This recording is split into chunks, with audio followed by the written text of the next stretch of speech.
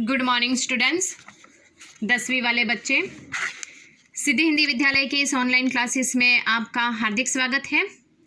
अब बच्चों यहाँ पे जो काव्य है छाया मत छूना, और इनके जो कवि है गिरिजा कुमार माथुर, उनका परिचय हमने प्राप्त किया।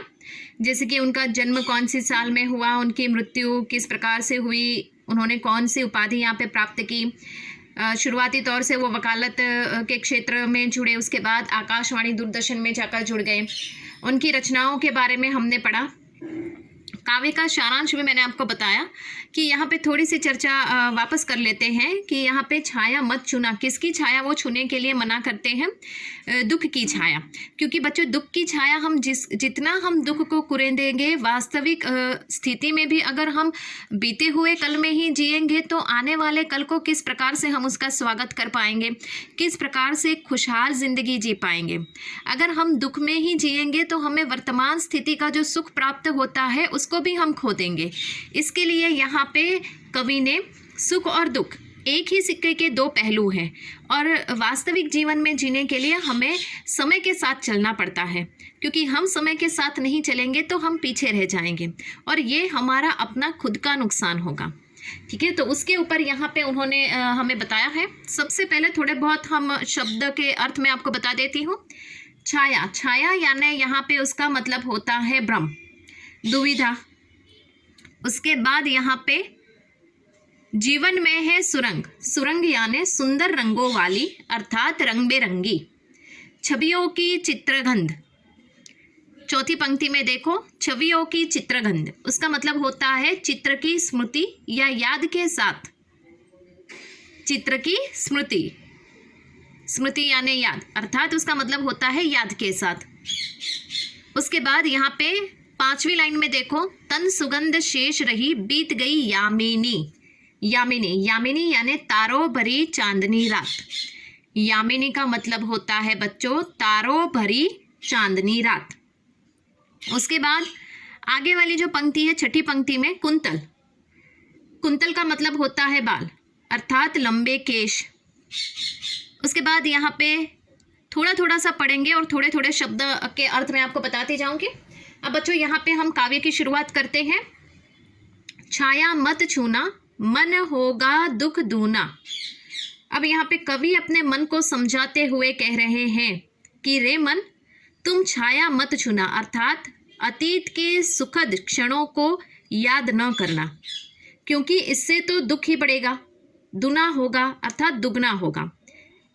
छाया मत छूना, मन होगा दुख दूना, अर्थात कवि अपने मन को समझाते हुए यहाँ पे कहते हैं कि रे मन, तू मेरे अतीत में जो सुख वाली और दुख वाली जिस प्रकार की अगर दुखद घटना है, तो तुम उस दुखद घटना की स्मृतियों के क्षणों में मत खोना, क्योंकि अगर तुम ऐसा करोगे तो क्या होगा, दुख और बढ़ेगा, अर्थात दुगना होगा। जीवन में है सुरंग सुधियां सुहावनी। उन्होंने यहाँ पे कहा है जीवन में है सुरंग सुधियां सुहावनी, यानी जीवन में बहुत से रंग बेरंगी सुहावनी यादें हैं। जीवन में है सुरंग, मैंने आपको बताया ना, सुरंग यानी सुंदर रंगों वाली, रंग बेरंगी। तो यहाँ पे कवि कहते हैं अपने मन से कि रे मन, मेरे जीवन में तो बहुत सी सुंदर रंग बेरंगी सुहावनी यादें हैं। छवियों की चित्रगंध फैली मनमानी, उन सुंदर चित्रों की स्मृतियों के साथ ही उसके आसपास मन भावनी गंध फैली हुई है। अर्थात छवियों की चित्रगंध, मैंने आपको ये बताया, चित्र की स्मृतियाँ अर्थात याद के साथ, उसका मतलब होता है। तो छवियों की चित्रगंध मन फैली मन भावनी, अर्थात कवि अपने मन से कहते हैं कि रे मन, सुंदर चित्रों की स्मृतियों के साथ ही उसके आसपास मन भावनी गंध फैली हुई है। तन सुगंध शेष रही बीत गई यामिनी, चांदनी रात बीत गई, जाने के बाद अब तो सिर्फ उसके तन की सुगंध भर ही शेष है। अर्थात यहाँ पे कवि ने कहा है तन सुगंध शेष है बीत गई यामिनी, अर्थात जो बीत गई यामिनी यानी तारों भरी चांदनी रात है रे मन, वो तो बीत गई है। अब मेरे जीवन में जो वास्तविक स्थिति है, तन सुगंध शेष, अर्थात मेरा ये जो तन मन है उसमें जो वर्तमान की स्थिति सुगंधित पनप रही है वही है।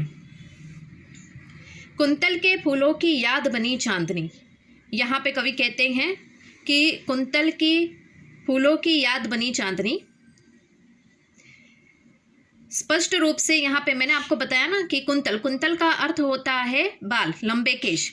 अब ये जो पंक्ति है, इस पंक्ति में कवि अपनी जो प्रेयसी है, उनके जो जीवन का साथ देने वाली उनकी जो संगिनी है, उनके बारे में कहते हैं।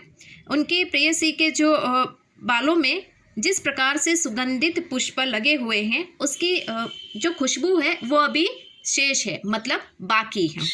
वापस एक बार दोहरा रही हूँ, कुंतल के फूलों की याद बनी चांदनी।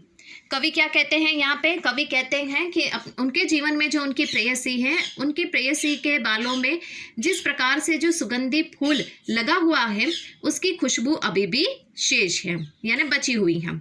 भूली सी एक छुअन बनता हर जीवित क्षण।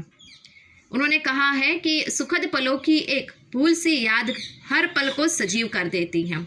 ऐसा लगता है मानो कल ही की बात है और चलचित्र की भांति हमारी आंखों के समक्ष घूमने लगती है। अब यहाँ पे बच्चों वापस एक बार मैं ये जो काव्य हमने पढ़ा है, ये काव्य का भावार्थ थोड़ा सा वापस हम रिपीट करते हैं, ध्यान दीजिएगा। थोड़ा सा आप दिमाग लगाओगे तो वो आपको याद रहेगा। वापस दोहरा रही हूँ भावार्थ के साथ। छाया मत छूना मन होगा दुख दूना। कवि अपने मन को समझाते हुए कहते हैं यहाँ पे, रे मन, मेरे जीवन में जो क्षणिक सुख या दुख, हद से ज़्यादा अगर दुख की मात्रा है तो मेरे अतीत को इतना मत कुरे दो, क्योंकि तुम अगर मेरे अतीत को इतना कुरे दोगे, बार बार यहाँ पे मेरे दुख को बढ़ाओगे, तो मेरा दुख बढ़ेगा, लेकिन उसके साथ साथ और दुगना होगा। जीवन में है सुरंग सुधियाँ सुहावनी। मेरे जीवन में, रे मन, तू देख मेरे जीवन में तो रंग बेरंगी सुहावनी यादें हैं बहुत सारी। छवियों की चित्रगंध फैली मनमानी। अर्थात उन्होंने कहा है कि मेरे जीवन में तो ये जो सुंदर चित्र, अर्थात जो स्मृतियां हैं, मेरी जो यादें हैं, वो एक सुंदर चित्र के समान फैली हुई है और जो मेरे मन को भाती है। वापस एक बार दोहरा रही हूँ, कवि कहते हैं कि मेरे जीवन में जो ये स्मृतियां हैं, चित्र की, ये जो मेरा अतीत है, उसमें जो यादें हैं, ये यादें एक चित्र की तरह है जो मेरे आंखों के समक्ष आती है और मेरे मन को भा जाती है। तन सुगंध शेष रही बीत गई यामिनी। यामिनी यानी तारों भरी चांदनी रात। मेरे जीवन में जो अतीत की दुखद घटनाएं हैं, ये अब बीत चुकी है। अब तो मैं तन सुगंध शेष रही, अर्थात मेरा तन और मन जो वर्तमान स्थिति है, उस वर्तमान स्थिति में ही जीना चाहता है। कुंतल के फूलों की याद बनी चांदनी। कुंतल यानी केश।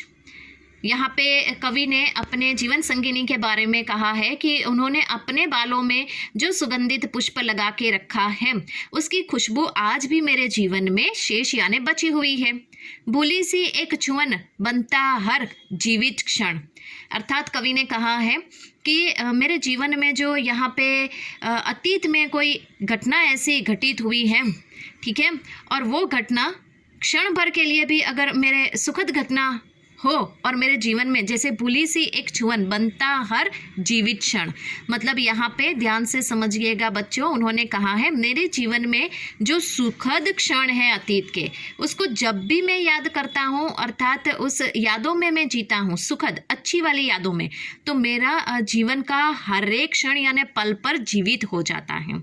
ठीक है, दुख को याद करने से दुख बढ़ता है। वर्तमान स्थिति में भी हम दुखी रहते हैं, लेकिन सुख को, पल को याद करने से हमारे जीवन में खुशियाँ आती हैं, हम पल भर के लिए खुश हो जाते हैं।